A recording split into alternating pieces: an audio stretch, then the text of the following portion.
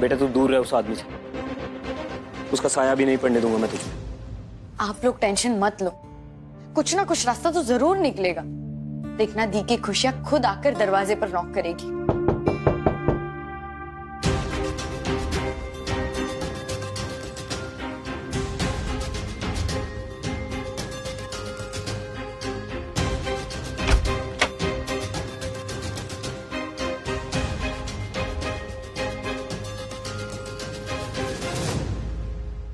Hello.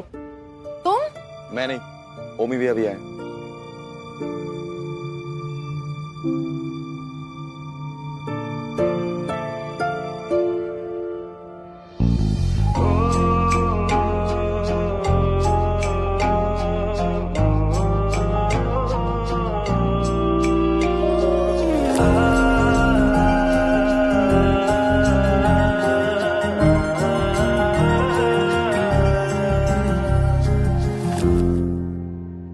जी आप यहाँ कैसे ऐसे अचानक?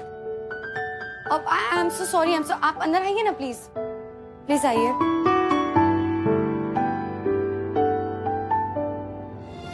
आंटी जी आप टेंशन मत लीजिए, जबलपुर के इतिहास में ऐसी सगाई किसी ने नहीं देखी होगी जो आज शाम को होगी। अब आप सोच रहे होंगे मैं कौन? मैं पीयूष। नमस्ते।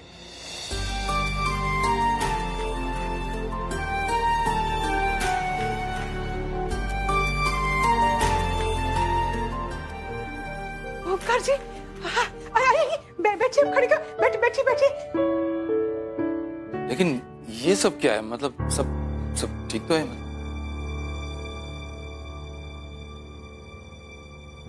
अंकल जी, आपने भले ही ओमी भैया से रिश्ता ना रखो, लेकिन ओमी भैया को आज भी लगता है कि उनका आप सबसे रिश्ता है।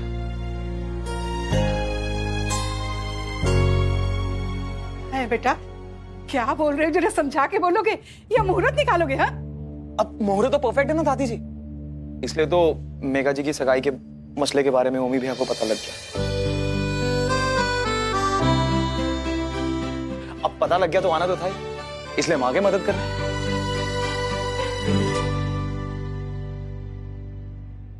हाँ माँ मुझे पता है मेरी सगाई, मैं पहुंच जाऊंगा, आप चिंता मत करो। Okay bye. सॉरी एक पेशेंट आ गया था। बैठिए। I understand doctor. डॉक्टर अभी मेरे कुछ कलीग्स मिस्टर गुप्ता और शर्मा कुछ दिन पहले आए थे, आप बताएंगे उन्हें एग्जैक्टली हुआ क्या था? ओ हाँ, मैंने उनसे कहा भी था कि वो एडमिट हो जाए, मगर वो दोनों जल्दी में थे, पट्टी करवा कर निकल गए। डॉक्टर थोड़ा डिटेल में बताएंगे? नहीं देखिए मैं समझता हूँ आप डॉक्टर हैं, आप अपने पेशेंट्स की इंफॉर्मेशन बाहर नहीं दे सकते, पर क्या है ना वो दोनों मेरे कलीग्स थे एंड मेरे बहुत अच्छे दोस्त भी, तो मुझे बस उनकी चिंता हो रही है। देखिए उनकी हालत देखकर तो ऐसा ही लग रहा था कि किसी ने उन्हें टॉर्चर किया हो। मैंने उनसे पूछा भी कि क्या हुआ, तो वो दोनों बहाना बनाकर निकल गए। Thank you doctor. इसका मतलब कुछ ऐसा दिखता है वैसा है नहीं, मुझे मयूरा और फैमिली को उससे दूर रखना पड़ेगा। पर आप भी सब मदद।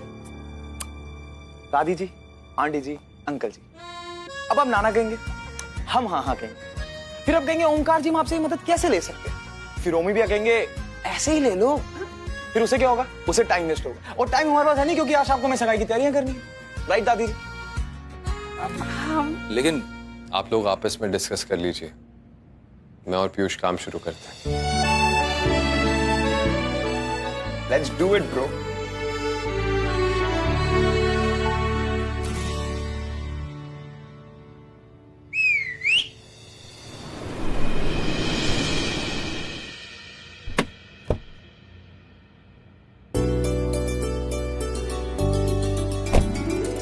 अरे ये तो ओमकार जी की गाड़ी है ना, आखिर चल क्या रहा है?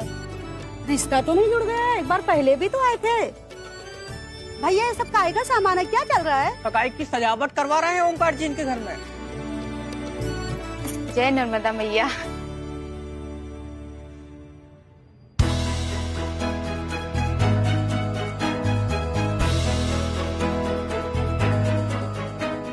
बच्चे चले।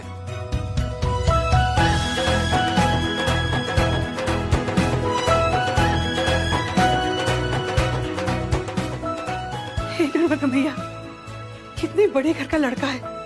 अरे इसको तो एक गिलास पानी देने के लिए 50-50 नौकर इसके आगे पीछे घूम रहे होंगे, और ये हमें खुश करने के लिए हमारे घर का काम कर रहा है। ये तभी मुमकिन है जब ओहदे के साथ साथ इंसान का दिल भी बड़ा होता है।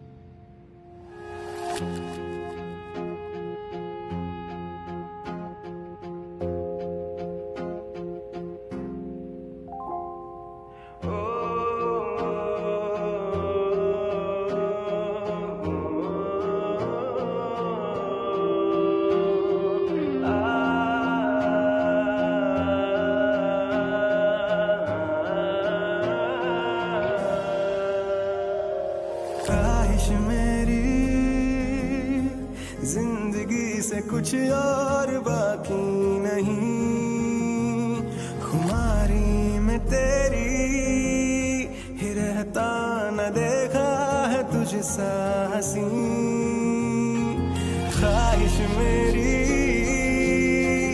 जिंदगी से कुछ और बाकी नहीं, खुमारी में तेरी ही रहता न देखा तुझसा हसी। लेना देना ना है जहां से परवाह करनी तेरी।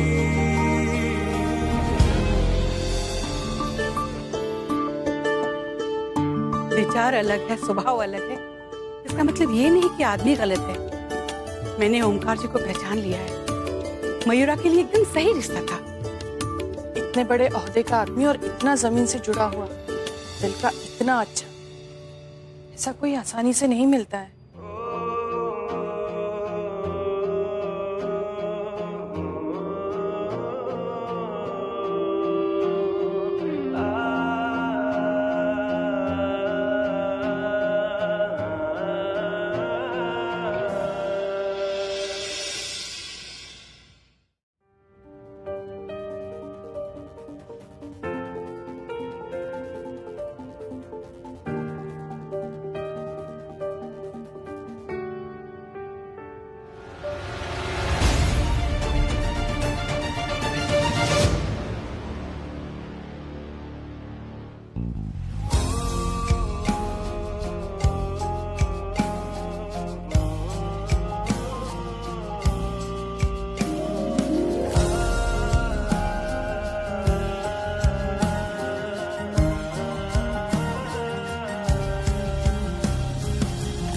बचा लिया आपने ओमकार जी। ध्यान कहाँ है तुम्हारा? तुम्हें कुछ हो जाता तो? नहीं नहीं, मैं ठीक हूँ। कुछ हो जाता तो? नहीं, कुछ नहीं हुआ ओमकार जी, मैं ठीक हूँ। ध्यान रखो अपना मयूरा, कुछ नहीं होना चाहिए तुम्हें।